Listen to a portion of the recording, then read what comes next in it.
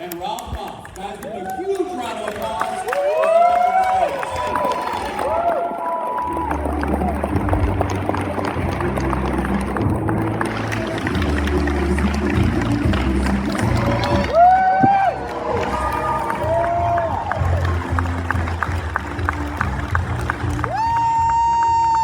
Thank you so much.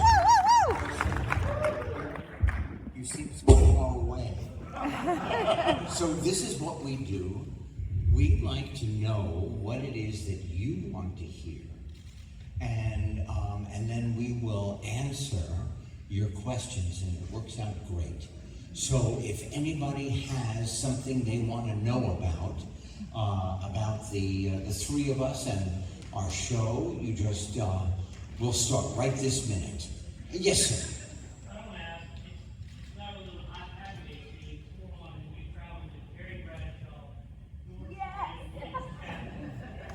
All right, I will tell you.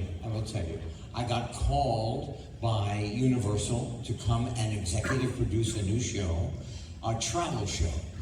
And I met George Foreman for about 20 minutes in the office. I knew Bill Shatner a little bit, and then we went around the world, and I was paid.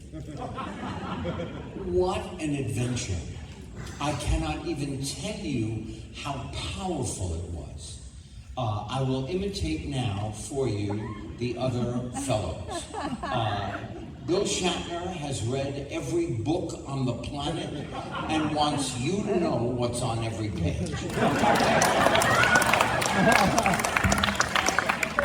Terry Bradshaw, was a big football player, put his arm around my neck, pulled me in, and said, "I'm so happy to see you."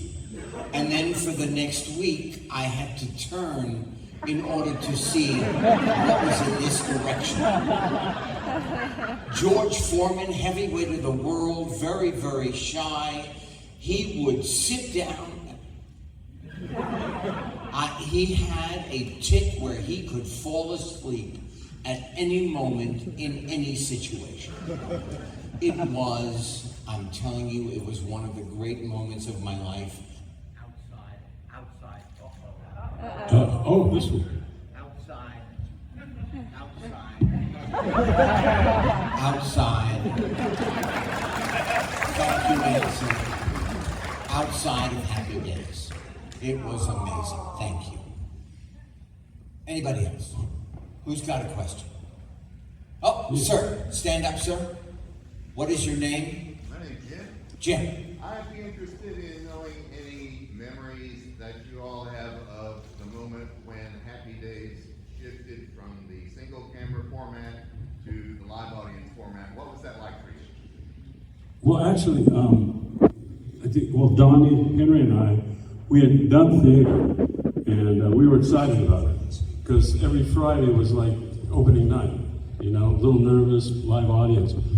Ron Howard, on the other hand, had never done a stage show, and I think Henry, you got a good explanation of that.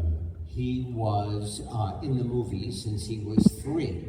Now you have to remember, when we did it originally, we did it with one camera like a movie. We did it in 3 or 4 days every episode, and there were not all of the choices you had today. There were about 100 shows on the air, on the 3 networks. We were 48th. We were ready to be canceled. And Gary Marshall had the idea to switch us to a live show, to a show in front of the audience. And it was electric. It took off, and we were #1 and never looked back.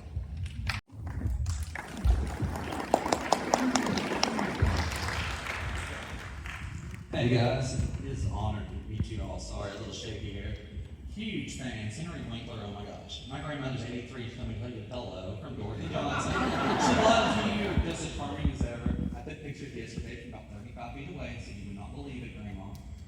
She's amazing, but also very great show. Bill cannot carry it without you, buddy. Just let you know. One question, I'm working with Mr. Howard, Ron Howard. Would would have ever thought that Ron Howard would become such a big director? Absolutely. From the moment we started working together, he talked about his dream. And we were standing backstage in Arnold's, waiting to come on to do a scene. He said, so what do you think? Do you think I could do this? I said, Ron, I promise you, if you were a brain surgeon, I would be your first patient whether I needed it or not. And then he came to me, this young man, and he said, I'd like you to be in my movie, Night Shift.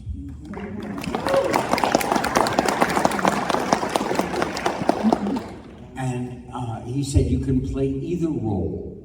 And I thought, well, I've played the Fonz, I'm going to play Chuck, I'm going to play the Milquetoast.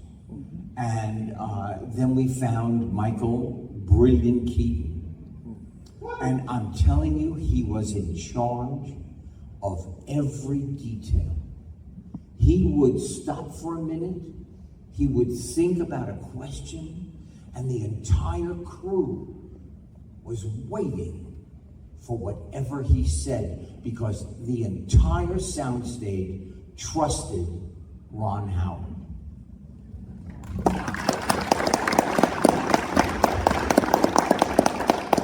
I have that feeling when I get up in the morning, I look in the mirror and I go, oh my God, there he is. Well,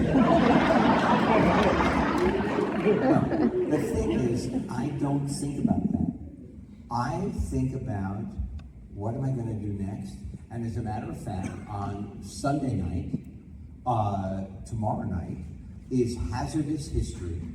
It is on the History Channel. Repeat after me, Hazardous History. Hazardous History. 9 o'clock. 9 on o'clock. the History Channel. On History Channel. And so I never think about that. I think, oh my God, we had the most wonderful time then. We have the most wonderful time now.